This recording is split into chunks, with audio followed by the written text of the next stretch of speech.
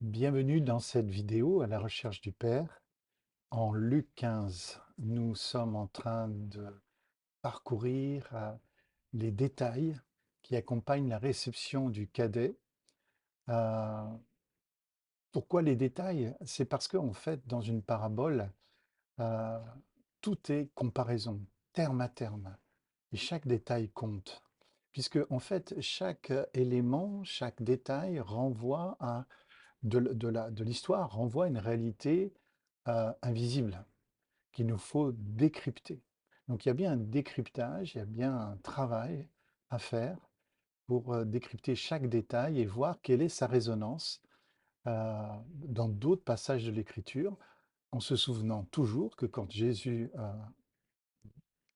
donne une parabole, eh bien le Nouveau Testament n'existe pas encore et que donc Jésus va se référer à ce que son auditoire connaît le mieux, forcément, à savoir donc l'Ancienne Alliance et tous les textes de l'Ancien Testament qui parlent de lui finalement. Et donc il nous faut être attentif à chaque détail pour pouvoir justement découvrir ce jeu de correspondance entre le visible et l'invisible. Euh, une parabole, nous l'avons dit, le mot étymologique du mot parabole est emprunté au vocabulaire des batailles navales, par lequel, quand un bateau vient se met à côté d'un autre bateau dans le but de le piller, comme les pirates le font finalement, eh bien, ils font une manœuvre maritime qui s'appelle donc une parabole précisément.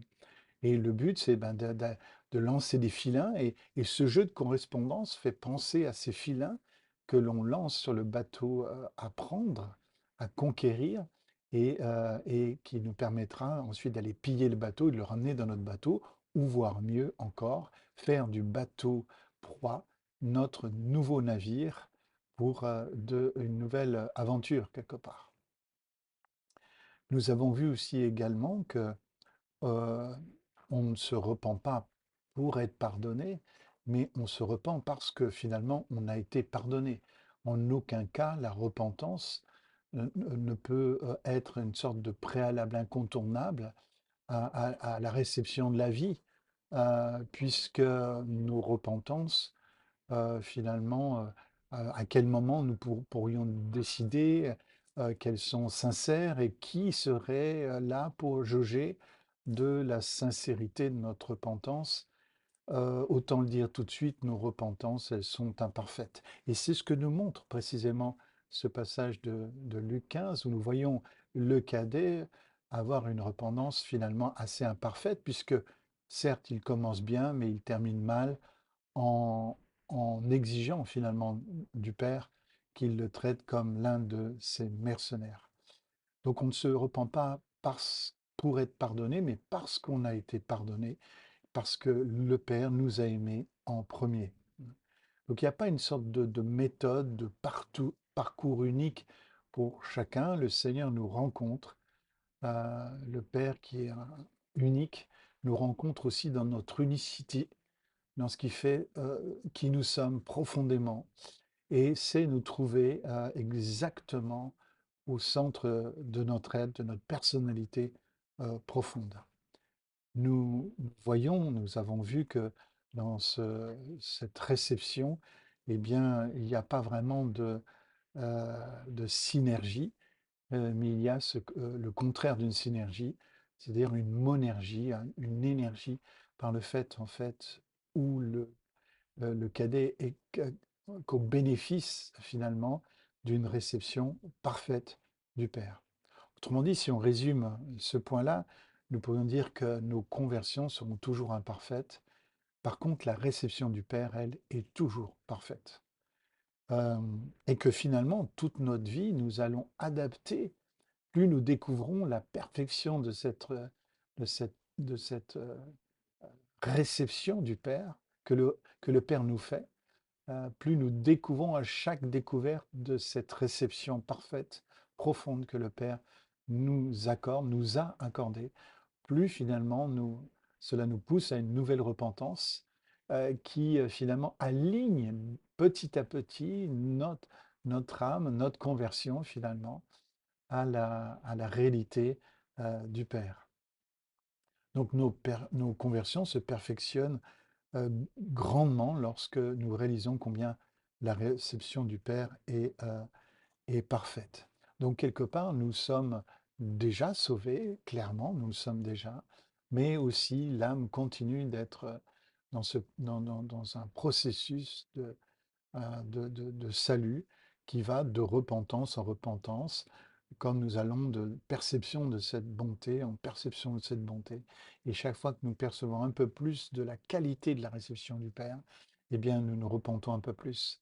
Et quelque part, euh, nous- un jour, nous verrons cette réception, nous serons, euh, nous le connaîtrons, le Père, tel que nous avons été connus nous-mêmes.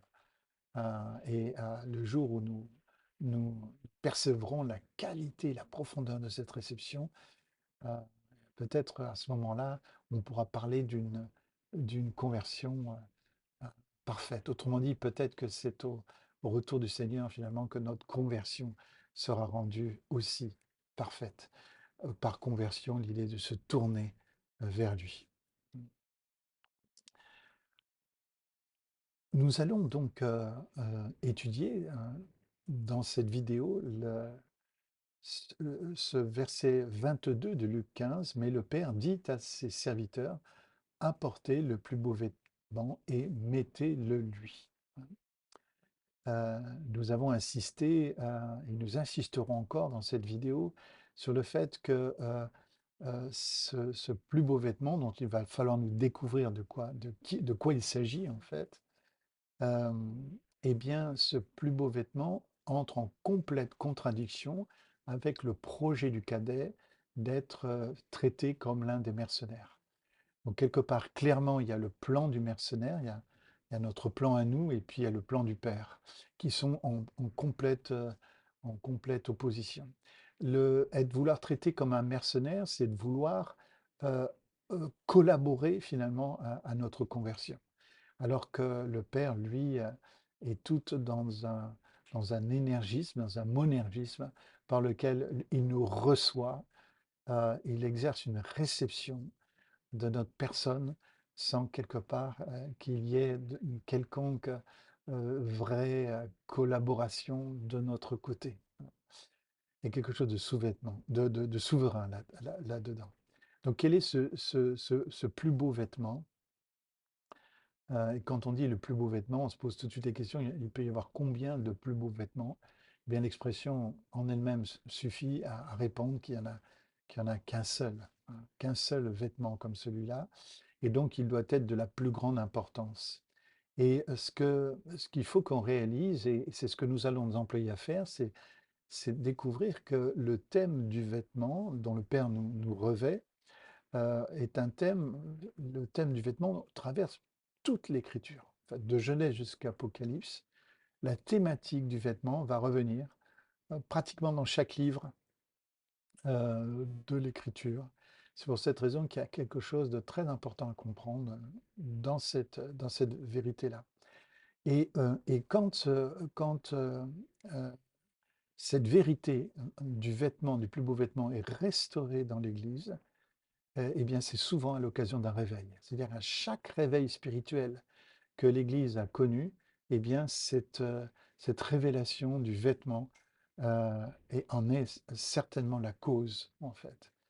Et cela veut dire que quand l'Église s'endort, elle ferme les yeux sur la beauté de ce vêtement. Et du coup, elle met en place des stratégies plus humaines, telles que traitement comme l'un de tes mercenaires. Et donc, cette vidéo peut vous conduire dans un réveil. Et c'est ce que je souhaite, comme d'ailleurs tout le parcours que nous faisons, euh, qui, euh, qui, euh, qui, est- qui a été occasionné par un réveil. Et donc, puisse l'esprit qui a occasionné ce parcours puisse vous retrouver là où vous êtes. Donc, euh, le premier verset que j'aimerais que l'on considère, c'est ce verset de Jean 3, de Genèse 3, pardon, verset 7. Et ils cousirent ensemble des feuilles de figuier et s'en firent des ceintures. Là, il est question d'un vêtement. Bien sûr, ce n'est pas le plus beau vêtement qui soit, bien entendu, mais il est assez pathétique ce vêtement. C'est une œuvre d'art. Et d'ailleurs, c'est l'équivalent vétérotestamentaire de l'Ancien Testament du traite-moi comme l'un de tes mercenaires du cadet. Euh, Partie que le Père, si vous vous en souvenez bien, ne laissera pas l'occasion au cadet de prononcer, puisqu'il le coupera en demandant à ses serviteurs justement le plus beau vêtement. Donc il y a bien une différence entre le réveil et la religion. La religion privilégie les solutions de Dieu, les solutions humaines, nos solutions manufacturées, alors que le réveil, lui, privilégie les solutions du Père. Le Père, donc, a bien une bien meilleure solution que ces feuilles, ces ceintures de feuilles de figuier qui, forcément, là, nous donnent l'impression d'une ligature, hein. Il y a clairement une ligature qui est faite. Et il faut aussi préciser que des feuilles de figuier peuvent être toxiques et provoquer des graves brûlures en cas de contact avec la peau, ce qui forcément devait se passer puisque Adam et Ève étaient nus et qu'ils justement cachaient leur vulnérabilité, leur nudité euh, par ces ceintures qui ligotent de feuilles de figuier qui provoquent donc des brûlures en contact avec la peau. Et d'ailleurs, l'agent toxique qui est contenu dans ces feuilles de figuier s'appelle euh, les furocomarines. Les furocomarines sont ces agents toxiques qui sont contenus dans les feuilles de figuier et qui, au contact de la peau, peuvent créer de graves brûlures. Donc clairement ici, cette image-là, elle est là pour nous montrer euh, l'échec de nos propres tentatives de nous restaurer par nous-mêmes, en fait, de restaurer la relation avec le Père par nous-mêmes, car ça ne finira que toujours comme ça, par plus de ligature et plus de toxicité. Et que finalement, c'est pas du tout la solution que le Seigneur a pour nous. Par contre, il est clair que dans Genèse 3, 21, le Seigneur va donc leur donner un vêtement, va avoir compassion euh, de leur état, de leur, allez, disons-le, de leur religiosité, quoi, qui est en train de se former à ce moment-là, clairement, en leur faisant un habit en peau pour Adam et pour sa femme, et il leur mit. Et là, je voudrais déjà noter que c'est quand même plus la classe que les ceintures de feuilles de figuier. On est dans un vêtement de cuir, on est dans de la souplesse, euh, on est vraiment dans quelque chose qui agit comme une seconde peau, hein, qui nous va, qui nous sied complètement. Euh, le symbole est aussi très fort ici, puisqu'un animal innocent a été sacrifié pour offrir sa peau. Et je vous rappelle que le premier animal qui va offrir sa peau, euh, c'est le bélier, hein, sur sur le mont, sur le massif de Morija, sur le mont Sion, hein, qui va offrir sa vie euh, alors que Abraham et Isaac s'attendaient à voir un agneau. Et, euh, et donc, vous voyez la différence entre ces deux versets que nous venons de voir, surtout dans le fait de se revêtir. J'explique et ça va avoir une énorme importance dans la suite. Euh, Dans le verset juste avant, nous avons vu que Adam et Ève se firent et se revêtirent eux-mêmes.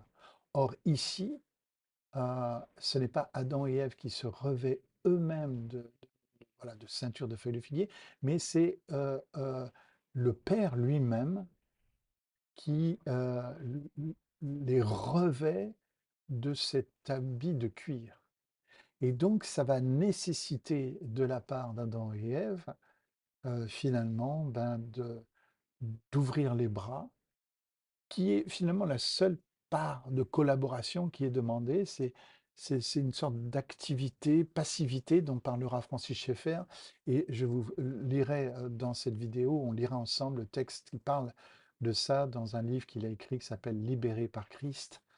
Un très très beau concept de passivité, activité. Passivité parce que c'est pas eux qui ont fait le vêtement de cuir, mais activité dans le fait juste d'accepter, d'ouvrir les bras finalement pour se laisser revêtir. Donc il y a une passivité qui est requise de la part d'Adam et Ève, et celui qui est actif ici, de deux manières, c'est le Père, qui euh, pourvoit aux vêtements de cuir, qui suppose donc un innocent soit mort, hein, un animal innocent soit mort, un animal qui n'avait rien à voir du tout avec ce qui s'est passé dans le Jardin d'Éden, et puis ensuite que le Père ne se débarrasse pas de ce vêtement de cuir sur eux, ne l'offre pas même, c'est même pas une offrande en termes de cadeau, mais le vêtement, le Père l'en revêt comme ferait finalement un majordome.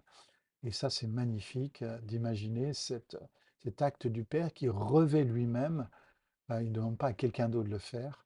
Et ça rappelle effectivement comment ne pas se souvenir de Jésus qui se ceint lui-même et qui va laver les pieds de ses disciples, qui est un acte finalement bah, de majordome, hein, qui est un acte de service incroyable.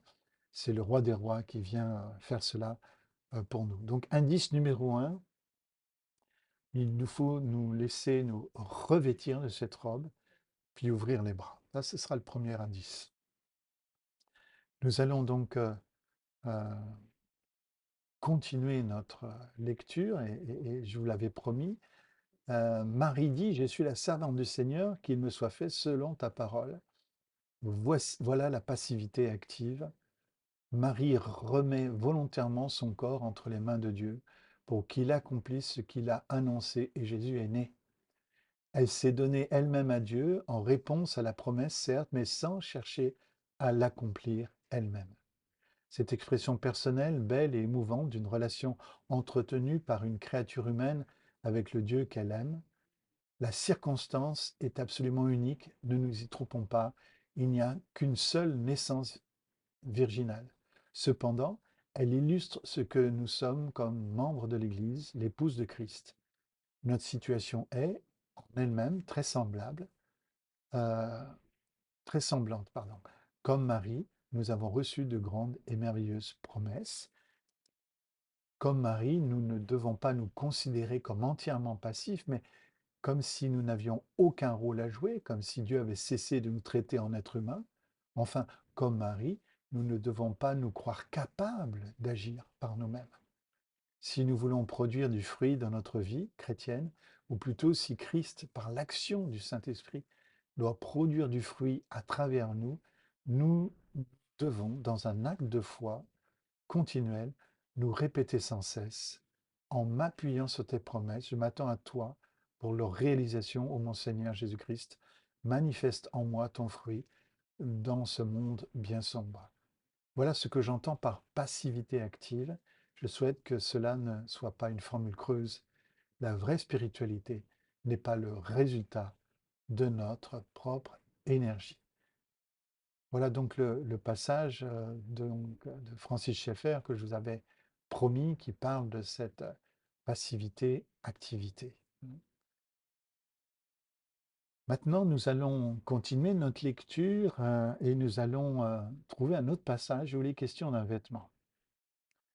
Et ce passage, effectivement, c'est Genèse 27, versets 15 et 16. Ensuite, Rebecca prit les vêtements de son fils aîné Ésaü, les plus beaux, qui se trouvaient à la maison, et elle les fit mettre à son fils cadet Jacob.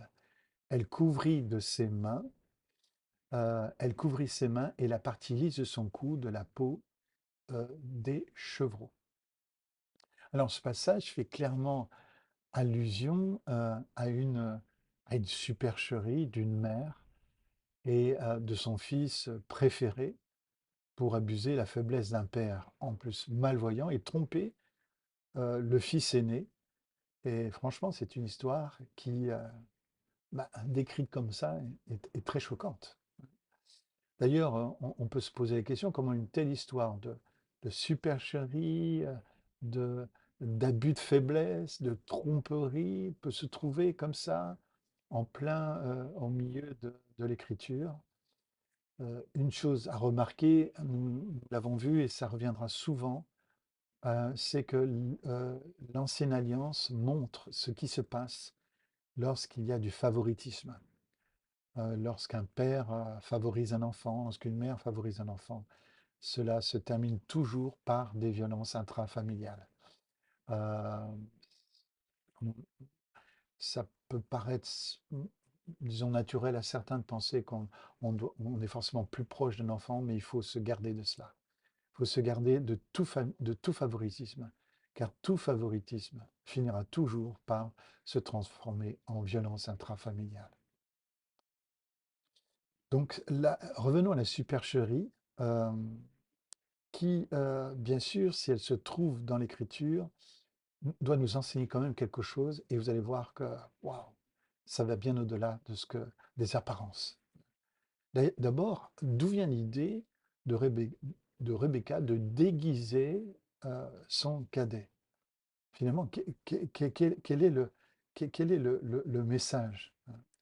Euh, L'idée claire que Rebecca a eue de revêtir avec des peaux de chevreau euh, son cadet pour le faire passer pour l'aîné, comment ne pas faire le lien avec le passage que nous venons de dire? Est-ce que Rebecca n'a pas pris finalement modèle sur ce que le Seigneur lui-même a fait en revêtant Adam et Ève de peau d'animal, hein, d'un animal innocent? Donc est-ce que Rebecca finalement ne s'est pas laissée inspirer par ce modèle-là pour finalement que euh, son cadet puisse trouver euh, la faveur auprès donc d'Isaac. Euh, je vous rappelle que euh, le droit d'aînesse avait été déjà obtenu entre les frères par une sorte de jeu dont le droit d'aînesse était devenu finalement l'enjeu. L'idée, c'était donne-moi à manger, et puis et Jacob avait dit, OK, je te donne à manger euh, de plat de lentilles, à condition que tu me donnes ton droit d'aînesse. Et comme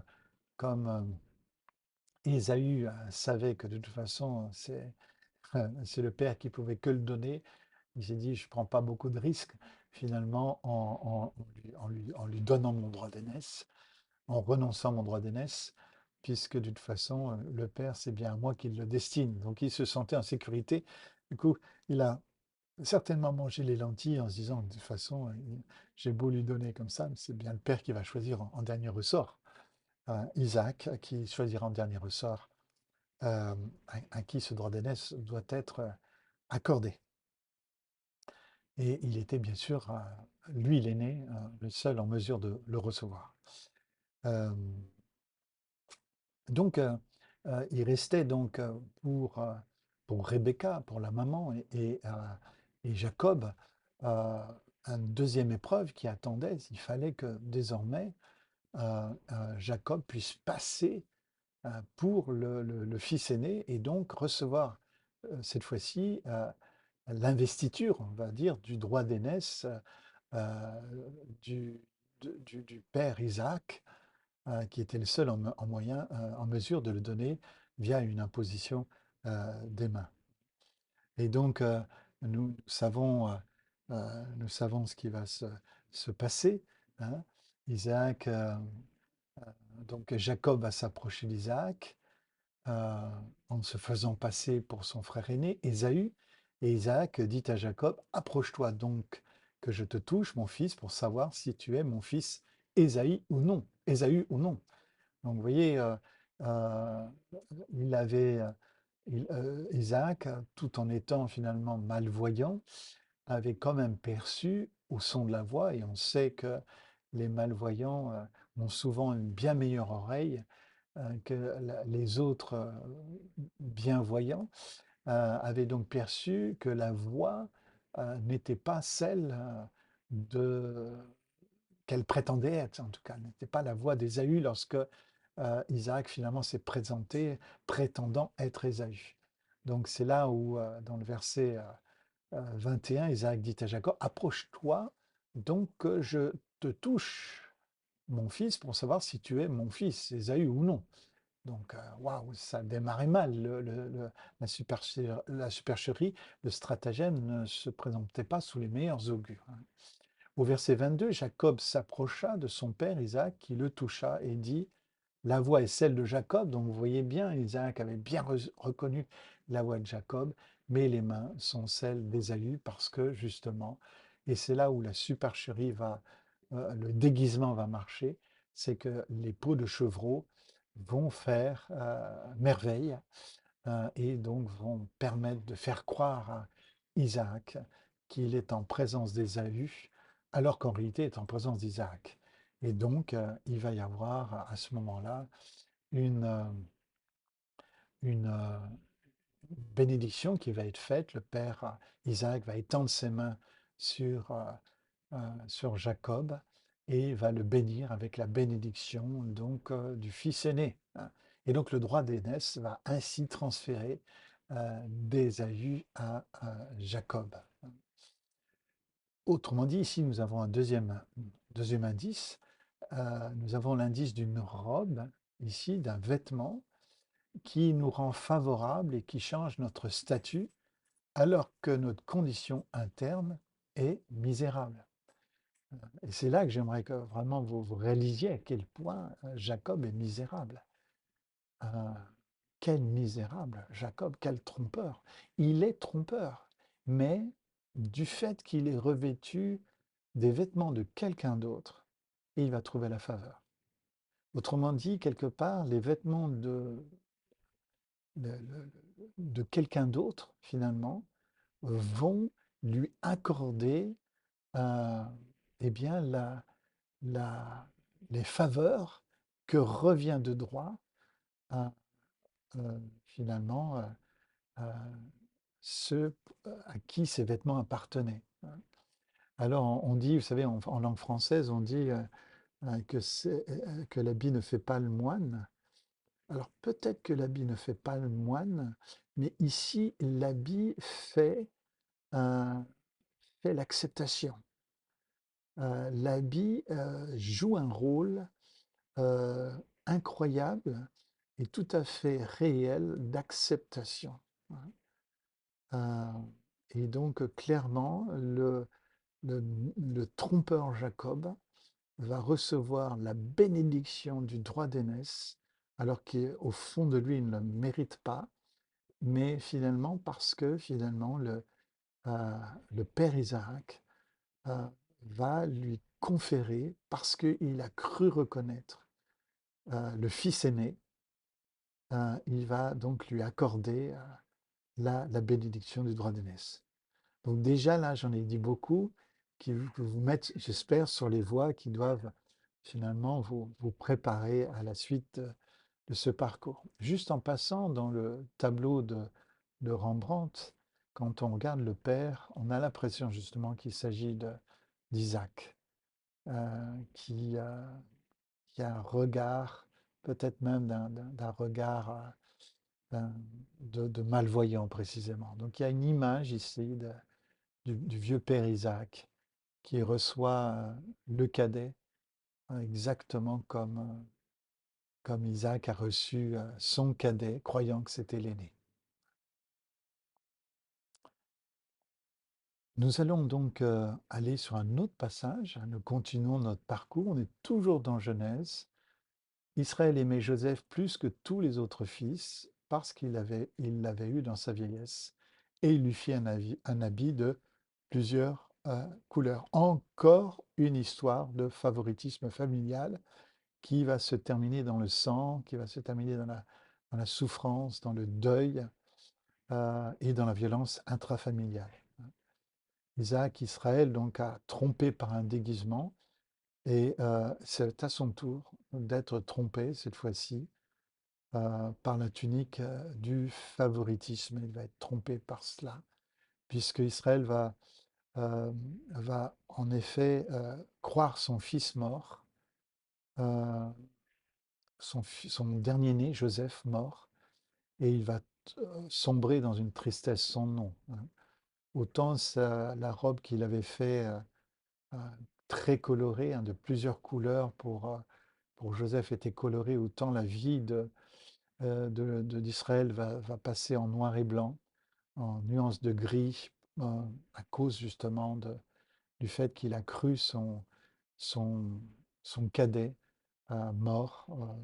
Souvenez-vous, c'était le stratagème des frères de Joseph qui ont fait croire à leur père que le, le cadet avait été tué par un animal sauvage, en rapportant justement la tunique avec du sang. Euh, et malgré tout cela, l'histoire qui continue va nous montrer comment le Seigneur, qui a permis cela, permis ce mensonge et ce nom, va changer le mal en bien. Euh, et donc, euh, nous savons comment le mal va être changé en bien, puisque lorsque, lorsque pardon, Joseph va se retrouver en Égypte, il va interpréter pour le Pharaon un rêve que, que Pharaon a fait. Et du coup, c'est ce qui va propulser euh, Samuel, euh, pardon, Joseph, à un rang euh, deuxième dans le royaume, quoi, comme premier ministre du Pharaon. Et c'est lui qui va mettre en place finalement des greniers, les fameux greniers de Joseph. Euh, et d'ailleurs, on pense que Joseph n'est nul autre que Imhotep euh, dans dans l'histoire égyptienne, puisque Imhotep aurait été celui aussi qui aurait bâti des greniers pour les temps de disette. Donc Joseph serait peut-être bien l'Imhotep de l'histoire d'Égypte. Si ça vous intéresse, allez voir sur Internet ce qu'il est dit d'Imhotep. Donc ici, donc, cette robe, elle nous parle du mal changé en bien, euh, et finalement, elle nous parle de rédemption. Continuons notre lecture. Hein. Pharaon retira l'anneau de son doigt et le passa au doigt de Joseph. Il lui donna des habits en fin lin et lui mit un collier d'or au cou et il le fit monter sur le char qui suivait le sien. Et l'on criait devant lui à genoux. C'est ainsi que le Pharaon lui donna le commandement de toute l'Égypte. Donc c'est ce vêtement de fin lin dont il faut préciser tout de suite que le fin lin est un vêtement extraordinaire dans les pays chauds, puisque en fait c'est un vêtement qui s'aère très très bien à cause de la distance qu'il peut y avoir entre les fibres, et on ne sue pas enfin on n'est pas en train de suer dans un vêtement de fin lin. Euh, le fin lin est un vêtement respirant. Certes, il se froisse facilement, mais voilà, c'était vraiment un vêtement pour les pays chauds.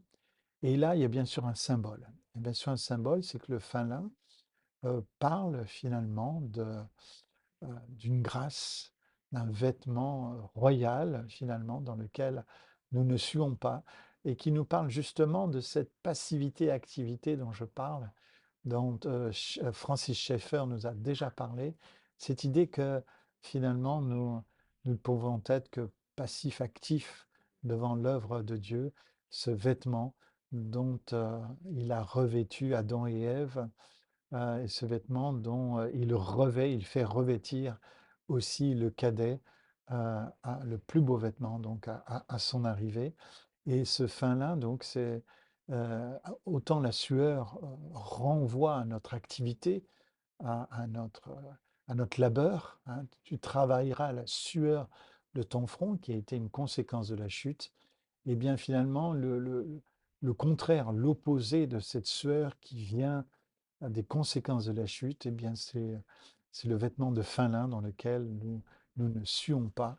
Nous sommes au bénéfice du travail de de quelqu'un d'autre.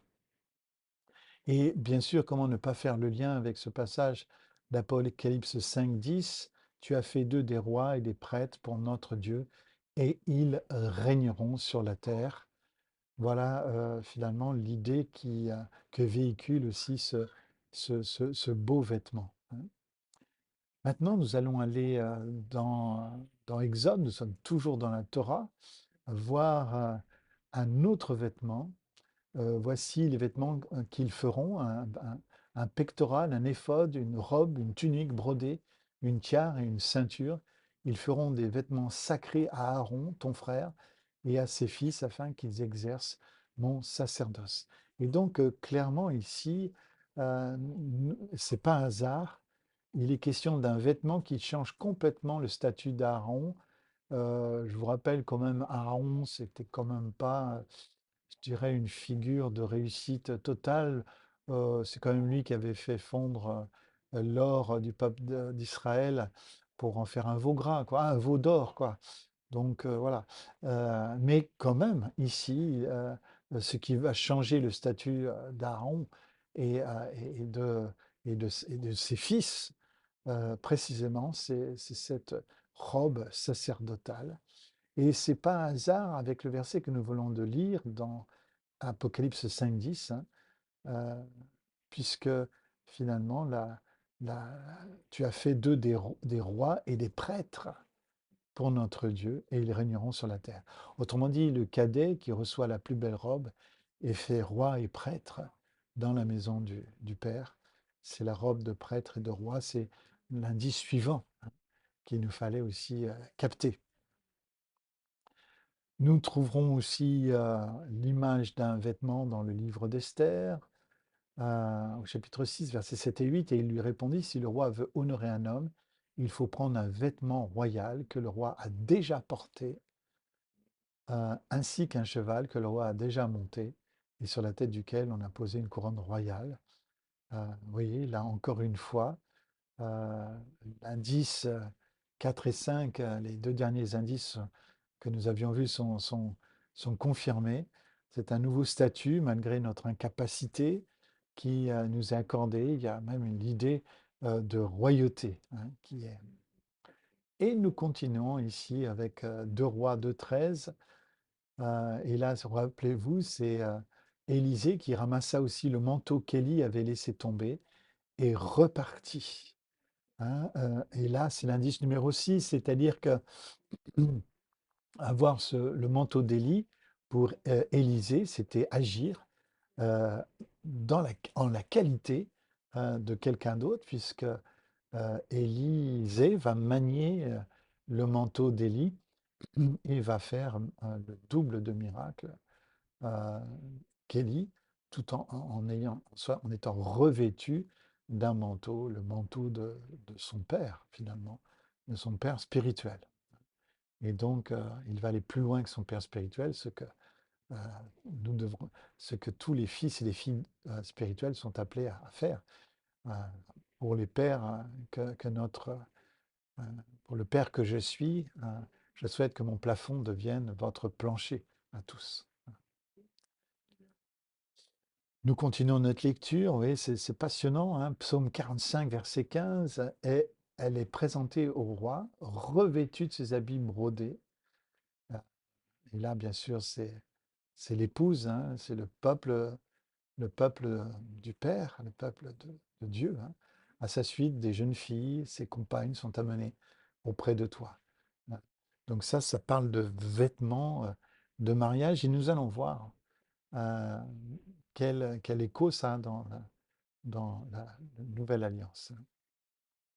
Ésaïe 61, 10, je me réjouirai en l'Éternel, tout mon être tressaillira d'allégresse à cause de mon Dieu, car il m'a habillé avec les vêtements du salut, Il m'a couvert du manteau de la justice. Je suis pareil au jeune marié qui, tel un prêtre, se coiffe d'un turban splendide, à la jeune mariée qui se pare de ses bijoux.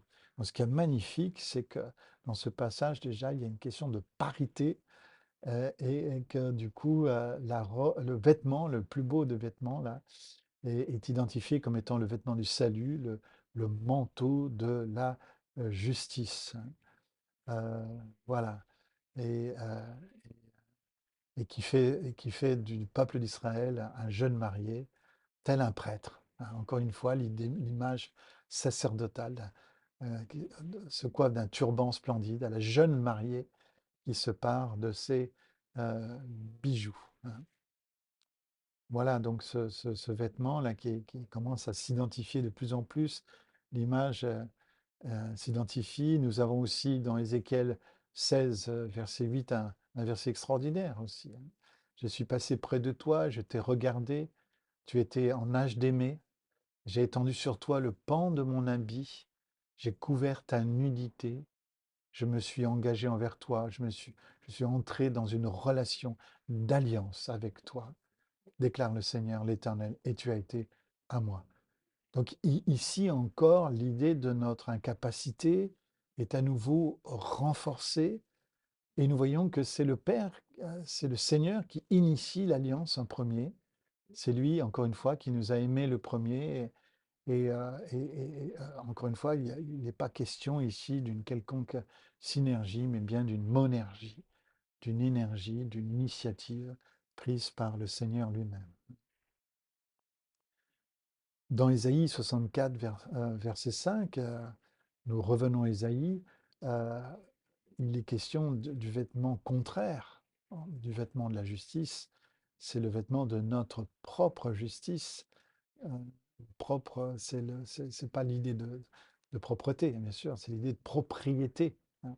Cette justice dont nous serions propriétaires. Souvenez-vous, traite-moi comme l'un de tes mercenaires. C'est exactement par ce moyen-là qu'on peut essayer de se rendre propriétaire de sa propre justice. Et quand l'Église essaye de se rendre propriétaire de sa propre justice, elle s'endort et jusqu'au prochain réveil spirituel.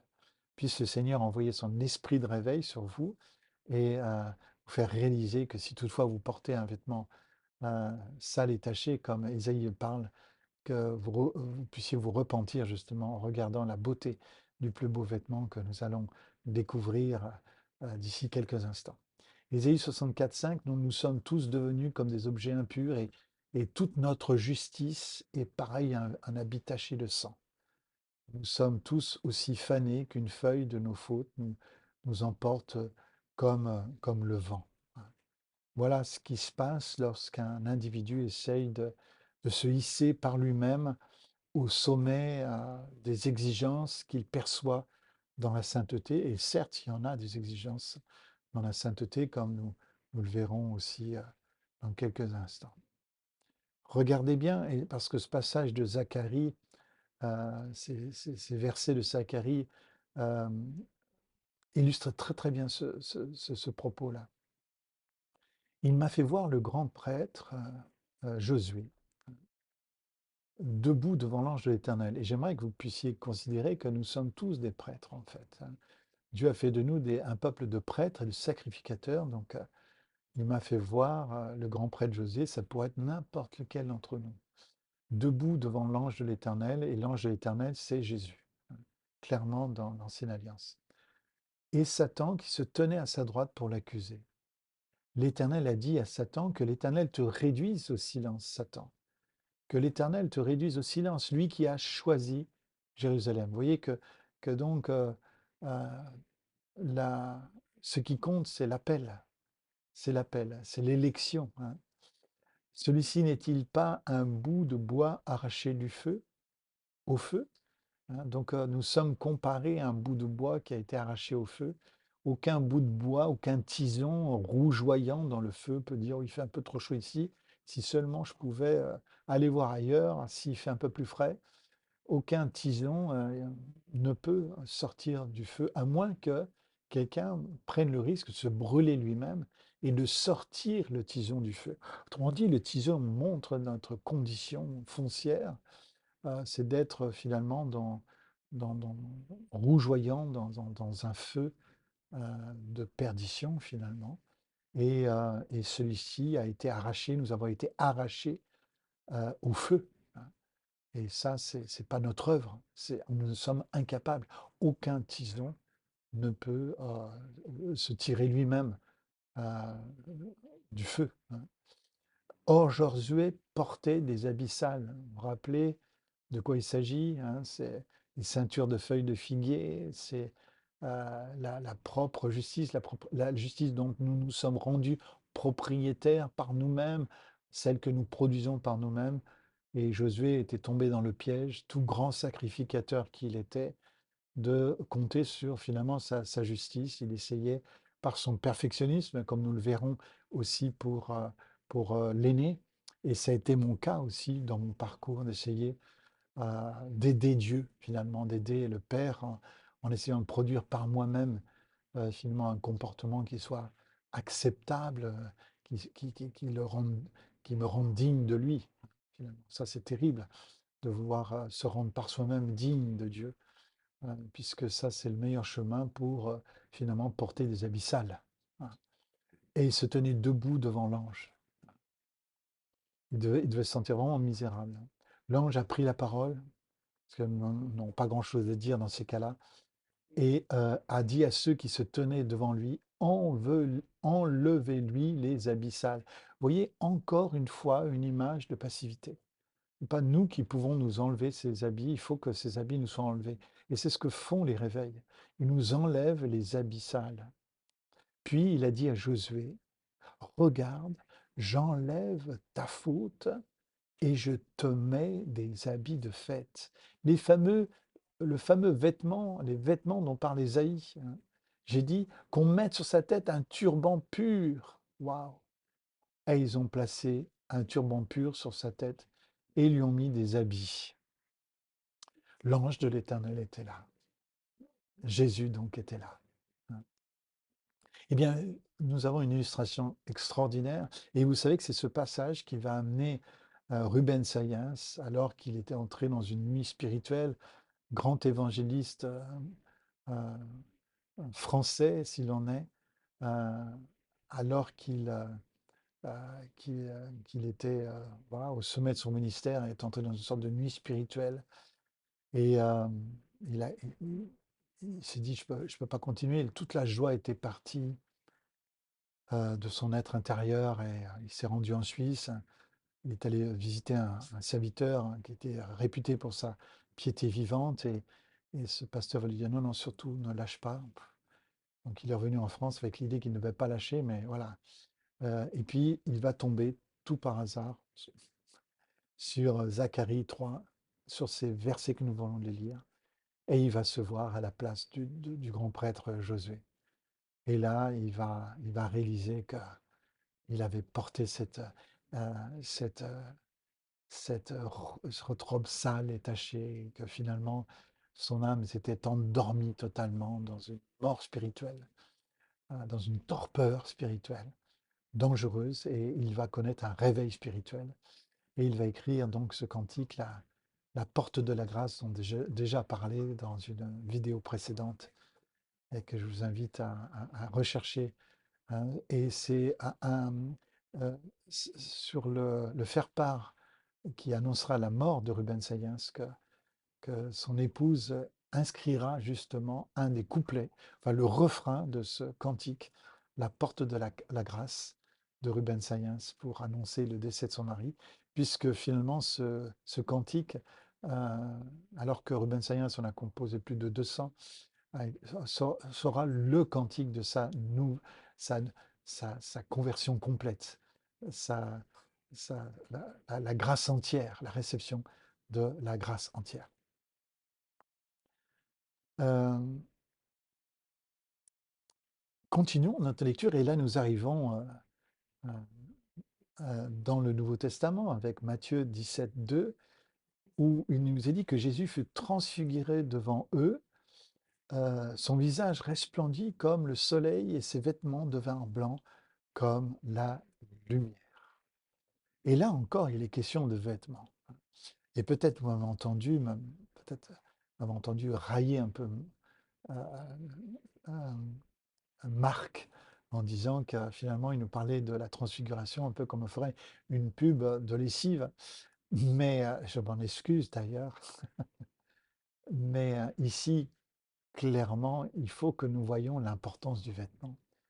C'est quand même pas un hasard cette histoire que le vêtement devient comme de la lumière. Et vous allez comprendre pourquoi. Pourquoi? Parce que lorsque Jésus, dans la parabole de Luc 15, met ses paroles dans la bouche du Père, apportez vite la première robe, en grec, il est dit ten stolen, ten proten, qui parle de la première robe, et pas forcément pas la plus belle robe, bien sûr, on peut le traduire comme ça, mais si on colle vraiment au texte original, c'est apporter vite première robe, la première robe. Et ça, c'est ce qui est dit. Et quelle est cette première robe? Ce n'est pas celle-là. Ce n'est pas Genèse 3:21. Ça, c'est la seconde robe, ça. L'Éternel Dieu fit des habits en peau pour Adam et pour sa femme, et il les leur mit. Hein. Là, ce vêtement-là, c'est celui qui intervient alors que Adam et Ève ont été chassés, bien sûr, du jardin d'Éden, et il fallait qu'ils ils puissent ne plus voir leur nudité. Et, euh, et donc ici, Heu il ne s'agit pas, de cette robe-là. C'est la deuxième robe. Ça, c'est une robe, je dirais, circonstancielle qui a été donnée, bien qu'elle nous parle encore une fois de 2 choses majeures, hein. Elle nous parle premièrement, du sacrifice d'un innocent, et puis elle nous parle de cette passivité, activité auquel nous avons déjà beaucoup insisté, hein. Donc de quoi s'agit-il? Quelle est cette première robe, en fait, dont il est question? Quand vous lisez Genèse, vous allez découvrir que le soleil et les étoiles vont être créés à un moment donné où, en fait, la lumière existe déjà. Euh, et il faut savoir que nous sommes dans les versets 1 à 19 du chapitre 1. Dans le récit de la création, la lumière est créée le premier jour, alors que les astres ne sont créés que 3 jours plus tard. Il est même question de verdure, d'arbres, mais toujours pas de soleil. C'est très intéressant. Les anciens savaient bien que le soleil était la source la plus importante de lumière. Alors pourquoi raconte-t-il dans la Genèse qu'il a été créé 3 jours plus tard? Lorsque dans la Genèse, le récit biblique de la création montre Dieu créant les astres, seulement le quatrième jour, il rétrograde en fait ainsi les dieux du Proche-Orient ancien et leur univers polythéiste. En effet, le livre de la Genèse, finalement, est une réécriture faite à partir de textes plus anciens que le livre de la Genèse. Alors, cette découverte, pour moi, m'a d'abord inquiété. Moi, pendant longtemps, j'ai cru que le livre de la Genèse était le livre le plus ancien de tous les livres et qu'à lui seul, finalement, il méritait d'être le plus ancien puisqu'il nous racontait, et c'était le livre des origines. Or, il a été découvert des textes plus anciens encore, mais par des civilisations qui étaient plongées dans le polythéisme et qui finalement euh, euh, faisaient des astres des dieux, quoi. Et donc le livre de la Genèse va reprendre des thèmes, comme d'ailleurs le thème du déluge, hein, va reprendre des thèmes de ces livres plus anciens que la Genèse, mais ça va être une réécriture pour faire comprendre que, en fait, les astres ne sont pas des dieux, sont, sont eux-mêmes des créatures.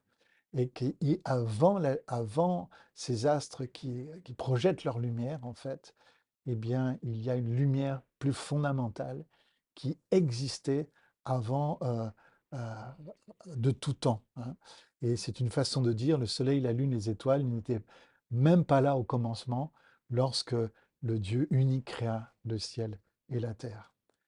Alors aujourd'hui, c'est clair, quand on lit, on ne perçoit pas ça dans le texte, car on ne conçoit plus les astres comme des dieux. Mais encore une fois, hein, l'écriture est faite pour des orientaux, des moyen orientaux, des proches orientaux, euh, et ces textes étaient connus dans cette partie-là du monde. Et donc la réécriture a un projet théologique et pas forcément un projet scientifique tel que nous nous efforçons occidentaux d'absolument faire coller un sens scientifique sur Genèse. Le premier, le premier rôle du livre de la Genèse, c'est de réécrire les choses dans le bon sens, dans le bon ordre, et de montrer qu'il n'y a qu'un seul Dieu, qu'il n'y a bien qu'un Dieu unique, et qu'il ne faut pas confondre les créatures avec le Créateur. Dans, euh, dans l'Antiquité, hein, les premières phrases de la Genèse étaient très intelligibles, hein. Les astres qui peuplent le ciel ne sont pas des divinités, ce sont des créatures, ils sont subordonnés à Dieu et n'ont pas d'emprise sur les humains. Et ces derniers n'ont donc pas à craindre ni à leur vouer un culte. Voilà, je dirais, le projet théologique du chapitre 1 de Genèse. Et encore une fois, une lecture occidentale nous fait complètement dévier de ce projet-là, en nous faisant croire qu'il s'agit d'un récit finalement issu d'un laboratoire de sciences occidental, hein.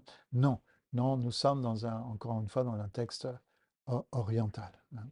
Donc, tout ça pour dire que dans le Jardin d'Éden, il y avait bien une lumière très, très, très, très grande, une lumière très, très grande qui servait finalement de vêtement à Adam et Ève, hein. Euh, et, euh, et ça, c'est très important de réaliser qu'en fait, ils vivaient dans la lumière et ils ne voyaient pas leur nudité. Je l'ai dit dans une vidéo précédente, je crois. J'ai j'ai regardé une série qui s'appelle NCIS avec l'agent Gibbs, etc. C'est c'est une série qui parle toujours de, d'une recherche de la vérité, euh, de savoir qui a tué, par exemple, un marine de l'armée américaine. Donc c'est un service de police de l'armée de la marine américaine qui recherche la vérité dans chaque cas qui lui est présenté. Et forcément, dans cette série, on voit toujours des corps, en tout cas dans les premières saisons. Dans les dernières saisons, j'ai plus vu cela, mais dans les premières saisons de la série, on voit des corps complètement nus, allongés sur la table, mais on ne voit pas leur nudité ou leur partie euh, génitale. Pourquoi? Parce qu'il y a un gros projecteur qui envoie une telle lumière qu'en fait, il y a un éblouissement à cet endroit-là. Heu et c'est ça, en fait, qui faisait qu'Adam et Ève ne se sentaient pas nus, puisqu'ils étaient dans la présence de Dieu, ils étaient dans une telle lumière, heu et finalement la lumière de la transfiguration, qui faisait qu'en fait, ils ne voyaient pas leur nudité, ils ne voyaient pas leur condition. Ils étaient dans l'oubli d'eux-mêmes et ils étaient tout à la relation avec le Père. Et ça, c'est merveilleux et c'est ce que le Père a pour projet pour nous, que nous puissions nous oublier totalement, que nous puissions être qu'à la relation avec lui dans la lumière et que nous marchions dans cette lumière. Et, euh, et ça, c'est donc la plus belle robe, c'est de ça dont il est question. C'est la première robe, donc une robe de lumière qui existait. euh, et souvenez-vous cette expression, or l'ange de l'Éternel était là. Nous retrouvons une robe de noces. Cette fois-ci, on est dans Matthieu 22, versets 11 et 12. Le roi entra pour les voir et il aperçut un homme qui n'avait pas mis d'habit de noces. Vous vous rappelez, c'est une parabole, hein. Et il lui dit, mon ami, comment as-tu pu entrer ici sans avoir d'habit de noces? Cet homme resta la bouche fermée, hein. Et puis ce passage d'Apocalypse que nous avons cité déjà au moins deux ou trois fois depuis le début de ce parcours, je te conseille donc d'acheter de moi de l'or purifié par le feu afin que tu deviennes vraiment riche, euh, des vêtements blancs afin que tu sois habillé et qu'on ne voit plus la honte de ta nudité. qu'on remette, ainsi qu'un remède à appliquer sur tes yeux, afin que tu vois avec le regard de la foi, ce vêtement de lumière, et que tu deviennes vraiment riche de cette révélation. Rappelons-nous les exigences finalement de la justice. Euh, cette lumière, donc cette première robe, elle parle d'un niveau de sainteté qui existait avant la chute. Euh, et, euh, et finalement, pour retrouver un tel niveau de sainteté, il faudrait que nous puissions vivre absolument sans péché. 95% de réussite dans le domaine de la sainteté ne serait pas suffisant. 99% de réussite dans le domaine de la sainteté ne serait pas suffisant. 99,99% de sainteté resterait encore insuffisant. Il faut bien du 100%. Or, ce 100%, nous ne serons jamais, ni toi, ni moi, ni Saul de Tarse, qui l'a cru pendant un temps, capables de produire une telle sainteté. Autrement dit, nous, nous, nous sommes fichus. Nous sommes fichus au fond et nous pouvons être comme cet homme, hein, qui va aux noces sans vêtements. Hein. Ils prirent aussi sa tunique. Encore une fois, il est question d'une tunique qui était sans couture, d'une seule pièce depuis le haut jusqu'en bas. Ils se dirent entre eux, ne la déchirons pas, mais tirons au sort pour savoir à qui elle sera. C'est ainsi que s'accomplit cette parole de l'Écriture. Ils se sont partagés mes vêtements, ils ont tiré au sort mon habit. Voilà ce que firent les soldats. Vous voyez que le vêtement de Jésus ne peut faire l'objet d'aucune transaction quelconque. Euh, et, euh, et regardez combien cette robe, elle va passer du côté finalement des nations puisque c'est un soldat romain qui va partir avec ce vêtement. Et nous allons terminer maintenant pour donner enfin le nom de ce vêtement. Roulement de tambour, suspense, le voici. Le voici, ce vêtement. Vous tous qui avez été baptisés en Christ, vous avez revêtu Christ. Hein. Voilà, le plus beau vêtement, la première robe, ben, c'est Christ lui-même. C'est-à-dire qu'en fait, lorsque nous sommes revêtus de Christ, nous ne pouvons pas être revêtus de notre propre justice, nous sommes revêtus de la justice de quelqu'un d'autre. Et tout d'un coup, tout prend du sens. Tout prend du sens. Pourquoi ce passage d'une supercherie quelque part, d'une mère qui favorise son enfant au détriment de son deuxième de son fils aîné, au détriment de son mari pour qu'il obtienne le droit d'aînesse. Tout ça passe par le truchement d'un vêtement. Notre acceptation, notre royauté, notre statut change, notre faveur change, non pas de l'intérieur, mais comme de l'extérieur. Ouais, c'est ça, c'est intéressant. C'est pas au fond nous qui changeons à l'intérieur de nous-mêmes. Nous ne devenons pas justes, mais nous revêtons le Christ. Nous revêtons un vêtement de justice. Et ça, c'est ce qui change tout. Regardez ce que nous dit Romains 5, versets 17 et 21. Si par un seul homme, par la faute d'un seul, la mort a régné, ceux qui reçoivent avec abondance et le don de la justice régneront, l'abondance de la grâce, pardon, et le don de la justice régneront à bien plus forte raison dans la vie par Jésus-Christ, lui seul. Ainsi, même que le péché régné dans la mort, de même la grâce règne par la justice pour la vie éternelle par Jésus-Christ notre Seigneur. Un ami me disait, tu sais, j'ai découvert que dans certains passages, il est écrit en Christ, Jésus. Eh bien oui, cette idée que nous sommes en Christ, notre vie est cachée en lui a énormément d'importance. Et tous les écrits de Paul insistent énormément. Pourquoi? Pourquoi Paul va insister? Parce que je vous rappelle que Paul se croyait arrivé à la sainteté. Hein. Et finalement, il va se retrouver en train de tuer les disciples de Jésus-Christ. Et sur le chemin de Damas, Jésus va lui dire, je suis Jésus, celui que tu persécutes. Et Paul va réaliser à ce moment-là que les chrétiens, en fait, que persécuter un chrétien, c'est persécuter Christ. Lui, il croyait persécuter des gens qui portaient le nom de Christ, mais c'est bien plus profond que ça. En persécutant les chrétiens, il persécutait le Christ parce qu'en fait, les chrétiens étaient cachés en Christ. Alors, il voyait que les chrétiens, lui. Mais en fait, c'était Christ lui-même qu'il était en train de persécuter. Et ça va être l'objet une telle révélation chez Paul que ça va devenir un, un- une révélation. Toute sa théologie est sur le chemin de Damas. Elle est comprise dans une semence et elle va se révéler après dans toutes les épîtres où le fait d'être en Christ va avoir énormément d'importance. Parce que d'être en Christ, ça veut dire que les, euh, toute la sainteté, toute la perfection, toute la justice du Christ nous en sommes revêtus en fait.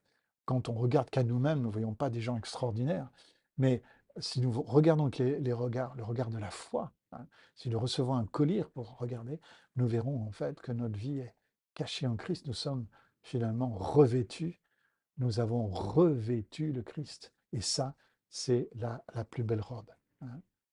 Vous avez revêtu Christ. Et ça, c'est le plus beau vêtement du Père. Voilà, c'est ça la plus belle robe. C'est le plus beau vêtement du Père. Vous avez revêtu le Christ. C'est-à-dire que la justice vous a été imputée.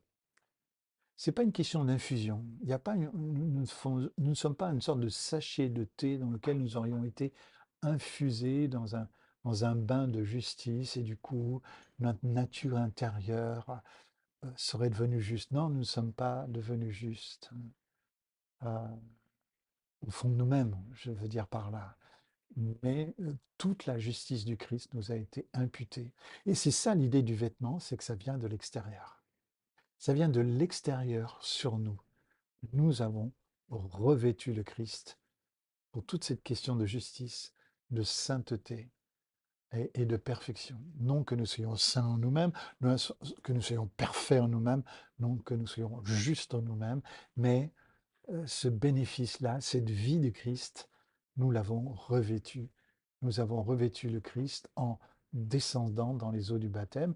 Et si vous regardez cette vidéo, vous n'êtes pas baptisé, je vous invite à ne pas tarder à faire cette expérience de revêtir le Christ au travers du baptême d'eau, qui n'est pas le lavage de la souillure, mais le fait de revêtir précisément et la sainteté et la perfection et la justice du Christ. Voilà. Que le Seigneur vous bénisse et, et je vous retrouve bientôt dans une prochaine vidéo.